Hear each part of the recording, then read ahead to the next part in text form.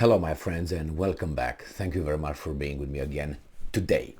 Now, when an airfield has some explosions now under the current circumstances in Ukraine, and this airfield is within the Russian territory, which is next to Kursk, and you know where Kursk is, right? Because you remember the Second World War, where that great, big, massive tank clash between the German panzers and Soviets occurred. That's where right now some explosions occurred.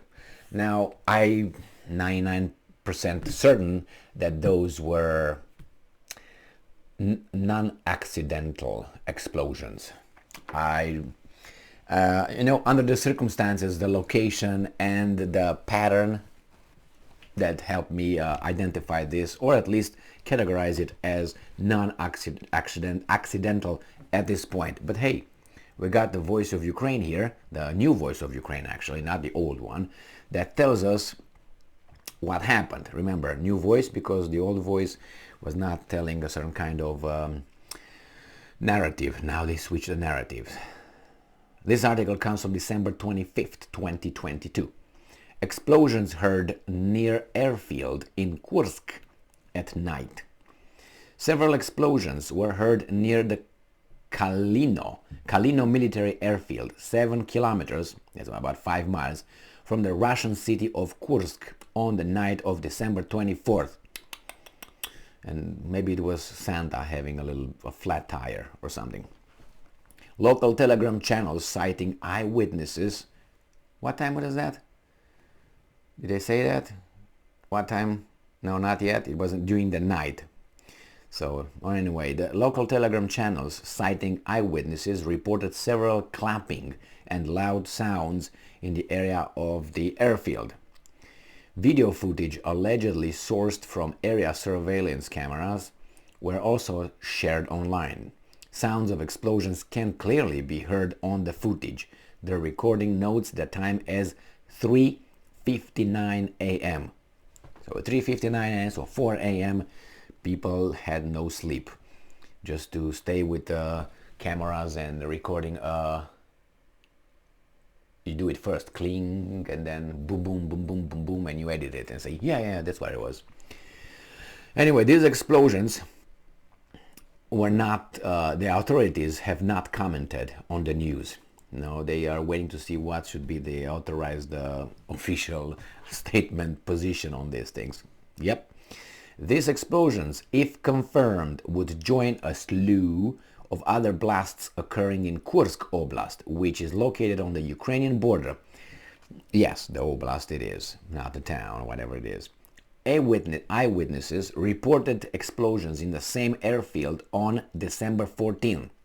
And a large fire broke out at the facility on December 6th. So this is the third one. Those guys play with matches. They don't act safety. Safety is their goal, not.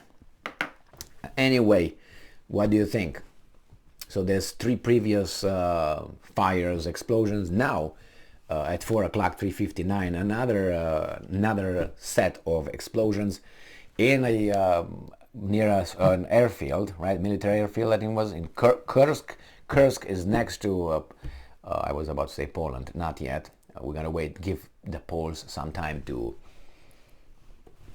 creep like that. And we are supposed to think that the Russians at 4 o'clock just, I don't know, someone was outside smoking a cigarette, and when he did like this, boom, something just exploded. Those Russians, right? Yeah, okay. I think it was, I have no evidence, neither do they, that, but I would say based on the, the evidence, as I said, the proximity to the Ukrainian border, the pattern, the explosions at 3 o'clock, boom, boom, boom, multiple, not only one, usually when something is wrong, you have an explosion. Now, yeah, you can have here and then that turns into something else and you have another one. But explosions are why? Explosions are when certain kind of pressure is created, right? So when you have the something under pressure, like a gas, for instance, right? And you have that under pressure, and then you ignite it. That's what, and it doesn't have a way to get out. It will be like a flame, like, and it creates an explosion because it want to go out and it can't, and then all this accumulates and then explodes. So that means is one. Once that released, that means there couldn't really possibly be other pressures in the same whatever it is, unless this touches another thing that creates the same process. I think, and we'll find out in a few days, I think that it was an attack, but hey, I have no reason to believe not, but it's, that's why I leave 1% that it was not an attack. But the pattern and the time and all that and the proximity and the war, all these factors make me, be very much inclined to think that that was an attack. And why not? I mean, the Ukrainians did this before. They said they will do it, and they have the capability, remember? They hit, 550 kilometers within Russian territory. 550 kilometers. Remember those airfields blown up, one at 450 kilometers and the other one at 550 kilometers? And the one that was hit at 550 kilometers was 125 kilometers from Moscow. I mean, and they can hit a poor airfield here in Kursk that probably is used by the Russians to conduct operations, air operations on the Ukrainian territory. I think it just makes sense. And remember, the Ukrainians supposedly, legally, have only, 50 kilometers radius of activity with American-provided HIMARS or whatever they have, which I don't think is just 50 kilometers, but hey, what do you want? That's it, it is what it is. And, well, as I always said, the Ukrainians are allowed, and it's not me giving them permission, but the circumstances, I think they are entitled, let's put it this way, to hit Russian targets. And as of now, mostly they hit military targets. I'm not going to ignore the Kursk bridge in Crimea, the Crimean bridge, which, however you want to take it, that was not a military. Yeah, it's an important, strategic route that can be used by the armies. That's true. But on the other hand, it's not a military post like you have a military bases, military airfield. Now those are 100%. Our civilians might be working over there too, Yeah, but you expose yourself by working under the circumstances. And then again, the Ukrainians also attacked the Sevastopol, if you remember, but those were supposedly attacks on the high command building in Sevastopol in Crimea. But other than that, I didn't hear, I think they did some in, if I remember correctly, what was that oblast next to Kursk. They blew, but they blew some buildings over there. I can't remember the name of that. Jesus Christ. Anyway, it's right next to the border. They did like a few times already. So how we want to take it, the Ukrainians did not bombard yet civilian targets just like that. And by accident or by design. And the Russians did. I don't know, again, I don't know if by accident or by design. I would say both, because this is how war is, and passion and hatred and all this accumulates, and then you don't give a fuck. Let's put it this way. That's the reality. It's not me saying, oh my God, you should do this. No, but under pressure you act differently, most likely, than being here and having a little coffee, drinking, click, talking to you and all that. I can say I'm the greatest person on this planet. I will do only good things. I will never do that. Nah. And I would just say, oh, those are bad guys. Those are bad guys because what? I know what's happening during a war.